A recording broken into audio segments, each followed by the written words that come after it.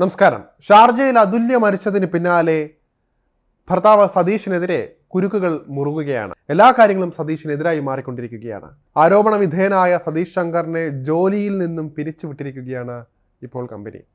ദുബായിലെ സ്വകാര്യ കമ്പനിയിൽ സൈറ്റ് എഞ്ചിനീയറായ സതീഷിനെതിരെ ആരോപണം ഉയർന്നതോടെ നടത്തിയ അന്വേഷണത്തിന് ശേഷമാണ് ജോലിയിൽ നിന്നും പിരിച്ചുവിടുന്നതായി കമ്പനി രേഖാമൂലം സതീഷിനെ അറിയിച്ചിരിക്കുന്നത്. സതീഷിനെ സംബന്ധിച്ചിടത്തോളം ഇത് വലിയ തിരിച്ചടിയാണ്.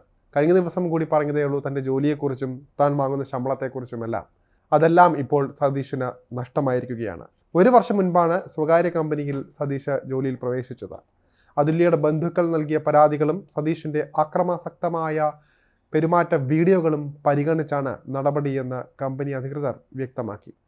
സതീഷിൻ്റെ സ്വഭാവ വൈരുദ്ധ്യങ്ങൾ, അതുല്യയോട് കാട്ടിയിരുന്ന പെരുമാറ്റമെല്ലാം ദൃശ്യങ്ങളിലൂടെ കണ്ടതാണ് നാം. ഇതിനു പുറമെ സതീഷിന്റെ പീഡനമാണ് അതുല്യയുടെ മരണകാരണമെന്ന് കുടുംബവും സുഹൃത്തുക്കളും ആരോപിച്ചിരുന്നു. ഇതെല്ലാം ശരിവയ്ക്കുന്ന വീഡിയോ ദൃശ്യങ്ങളും വാട്സപ്പ് ചാറ്റുകളും ശബ്ദ സന്ദേശങ്ങളും വൈറലായതോടെയാണ് സതീഷിനെതിരെ ആരോപണ ശരങ്ങൾ ശക്തമായി ഉയർന്നതും. എന്നാലും ഈ വീഡിയോ ദൃശ്യങ്ങളടക്കം പരിശോധിച്ച ശേഷമാണ് നടപടി കമ്പനി പ്രഖ്യാപിച്ചത്. ശനിയാഴ്ചയാണ് അതുല്യയെ ഷാർജയിലെ താമസ സ്ഥലത്ത് മരിച്ച നിലയിൽ കണ്ടെത്തുന്നത്. ഷാർജയിൽ ആദ്യം ജോലി ചെയ്ത കമ്പനിയിലും സതീഷ് മദ്യപിച്ച് പ്രശ്നമുണ്ടാക്കിയിരുന്നു. സതീഷിന് നല്ല സർട്ടിഫിക്കറ്റ് അല്ല നേരത്തെയും ലഭിച്ചിട്ടുള്ളത്. ഷാർജയിൽ ആദ്യം ജോലി ചെയ്ത കമ്പനിയിലും സതീഷ് മദ്യപിച്ച പ്രശ്നമുണ്ടാക്കിയിരുന്നു. ഓഫീസിൽ നിന്നും പലതവണ താക്കീത് ലഭിച്ചിരുന്നതായും ഒപ്പം ജോലി ചെയ്തയാൾ മാധ്യമങ്ങളോട് പ്രതികരിച്ചിരുന്നു. അതുല്യയുടെ കുടുംബത്തിന്റെ പരാതിയിൽ സതീഷിനെതിരെ ചവറ തെക്കുംഭാഗം പോലീസ് കൊലപാതക കുറ്റം ചുമത്തി കേസും എടുത്തിട്ടുണ്ട്.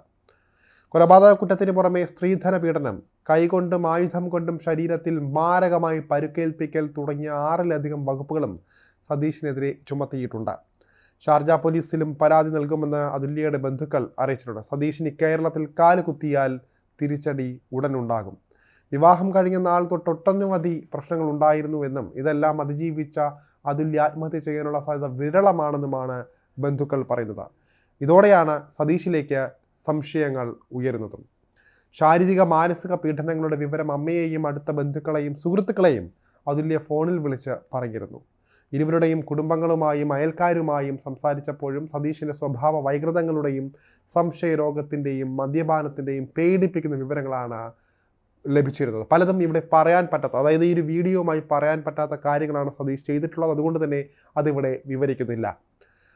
അത്രയും പീഡന മുറകളാണ് സതീഷ് അതുല്യക്കെതിരെ നടത്തിയിട്ടുള്ളത്. അതുല്യയെ കൊലപ്പെടുത്തിയതാണെന്ന് അമ്മ തുളസിഭായിയുടെ മൊഴിയിൽ തെക്കുംഭാഗം പോലീസ് സതീഷ് ശങ്കറിനെതിരെ നേരത്തെ കൊലക്കുറ്റം ചുമത്തിയിരുന്നു. 30ാം ജന്മദിനത്തിലാണ് അതുല്യയെ മരിച്ച നിലയിൽ കണ്ടെത്തുന്നതും. അതുല്യയുടെ മൃതദേഹം ഷാർജ പോലീസ് ഇൻക്വസ്റ്റ് നടപടികൾ പൂർത്തിയാക്കി മോർച്ചറിയിലേക്ക് മാറ്റിയിട്ടുണ്ട്. ഇതിനിടെ സതീഷ് കഴിഞ്ഞ ദിവസം മാധ്യമങ്ങൾക്ക് മുന്നിൽ വിശദീകരണവുമായി രംഗത്തെത്തിയിരുന്നു. അതുല്യയുടെ മരണത്തിൽ തനിക്കും സംശയങ്ങളുണ്ടായിരുന്നു എന്നായിരുന്നു സതീഷിൻ്റെ വാദം. താൻ കാരണം അതുല്യ ആത്മഹത്യ ചെയ്യുമെന്ന് കരുതുന്നില്ല എന്ന് പറഞ്ഞ സതീഷ് കൊലപാതകമോ കയ്യബദ്ധമോ ആകാമെന്നും അവകാശപ്പെടുകയുണ്ടായി. ഇതിനിടെ താൻ മർദ്ദിക്കാറുണ്ട് എന്ന കാര്യവും സതീഷ് ശരിവച്ചിരുന്നു. തനിക്ക് 9,500 ദിർഹം ശമ്പളമുണ്ട് എന്നും സതീഷ് വിശദീകരണത്തിനിടെ പറയുകയുണ്ടായി. ഇപ്പോൾ ആ വരുമാനവും സതീഷിന് നിലച്ചിരിക്കുകയാണ്. സതീഷിൻ്റെ പ്രത്യേക രീതികളോട് ആർക്കും താല്പര്യമുണ്ടായിരുന്നില്ല എന്നതാണ് യാഥാർത്ഥ്യം.